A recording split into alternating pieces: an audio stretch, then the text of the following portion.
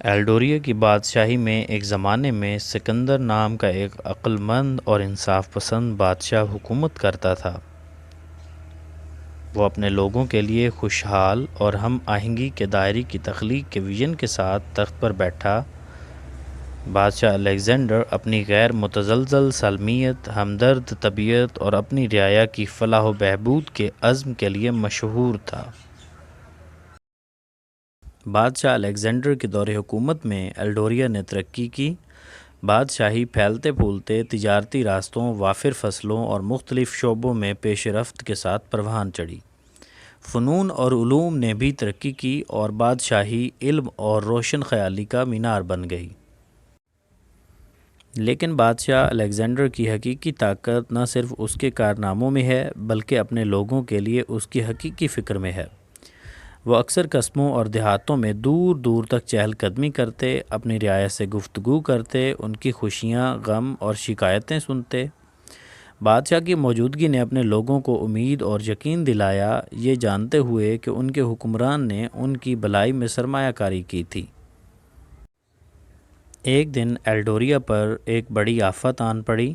ایک تباہ کن خشک سالی نے زمین کو اپنی لپیٹ میں لے لیا، جس کی وجہ سے فصلیں مرجھا گئیں، دریا خشک ہو گئے اور سلطنت پر قحط پڑ گیا۔ لوگوں کے حوصلے پست ہو گئے اور عوام کے دلوں کو مایوسی نے اپنی لپیٹ میں لے لیا۔ اپنے لوگوں کے مصائب کا مشاہدہ کرتے ہوئے بادشاہ سکندر نے اپنے مشیروں کی کونسل کو طلب کیا۔ انہوں نے مملکت پر خشک سالی کے اثرات کو کم کرنے کے ممکنہ حل پر تبادلہ خیال کیا۔ ان کی کوششوں کے باوجود ایک قابل عمل حل مضمر رہا۔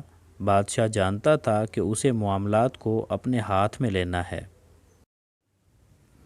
اپنی رعایا سے گہری محبت کے باعث بادشاہ الیگزینڈر نے پوری مملکت کے سفر پر روانہ ہو کر خشک سالی سے متاثرہ ہر شہر، گاؤں اور بستیوں کا دورہ کیا۔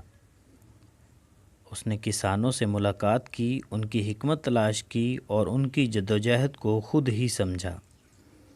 بادشاہ ننگے پاؤں بنجر کھیتوں میں سے گزرا، بارش کی دعائیں مانگتا اور اپنے لوگوں سے وعدہ کرتا کہ وہ اس کا حل تلاش کرنے کے لیے ہر ممکنہ کوشش کرے گا۔ اپنے سفر کے دوران بادشاہ سکندر کا سامنا ایک بوڑھی عقل مند عورت سے ہوا جو سلطنت کے مضافات میں ایک عاجز کاٹیج میں رہتی تھی۔ وہ فطرت کے ساتھ اپنے غیر معمولی تعلق اور عناصر کے ساتھ بات چیت کرنے کی صلاحیت کے لیے شہرت رکھتی تھی۔ ایک حل کے لیے بے چین بادشاہ نے اس سے مشورہ طلب کیا۔ ایلیزیا کے مشورے کے بعد بادشاہ الیگزینڈر نے ایلڈوریا کے قلعے میں ایک عظیم الشان تقریب کا اہتمام کرتے ہوئے اپنے لوگوں کو جمع کیا۔ جب بادشاہ نے بارش کے لیے ایک طاقتور دعا میں ان کی رہنمائی کی تو پوری سلطنت جمع ہو گئی۔ ان کی آوازیں فضا میں بھر گئیں، آسمانوں تک اٹھ رہی تھیں، کیونکہ انہوں نے خشک سالی کے خاتمے کے لیے پرجوش اپیل کی۔ دن ہفتوں میں اور ہفتے مہینوں میں بدل گئے، لیکن بادشاہ اور اس کے لوگ اپنی دعاؤں پر قائم رہے۔ پھر ایک خوفناک شام، افق پر سیاہ بادل جمع ہو گئے، گرج چمکی اور بارش کی بوندیں خشک زمین پر آہستگی سے گریں۔ ایلڈوریا کے لوگوں نے خوشی کا اظہار کیا کیونکہ طویل انتظار کی بارش نے ان کی مشکلات کو دھو دیا۔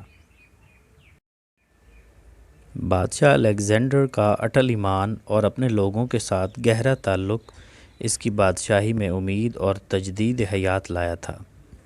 اس تقریب نے بادشاہ کی قیادت اور اپنی رعایا کی فلاح و بہبود کے لیے اس کی اٹل لگن کا ثبوت دیا۔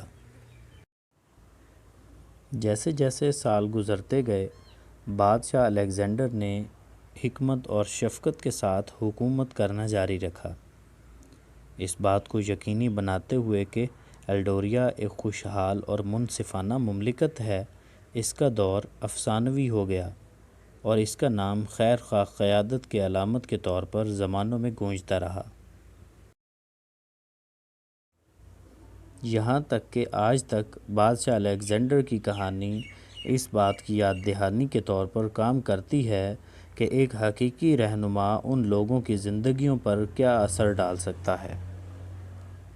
اس کی وراثت زندہ رہتی ہے جو آنے والی نسلوں کو ہمدردی، دیانتداری اور ان کی حکومت کرنے والوں کے لیے ذمہ داری کے گہرے احساس کے ساتھ رہنمائی کرنے کی ترغیب دیتی ہے۔ اور نئے آنے والے لوگوں سے التماس ہے کہ اس چینل فیکٹ امپیکٹ سٹوریز کو سبسکرائب کریں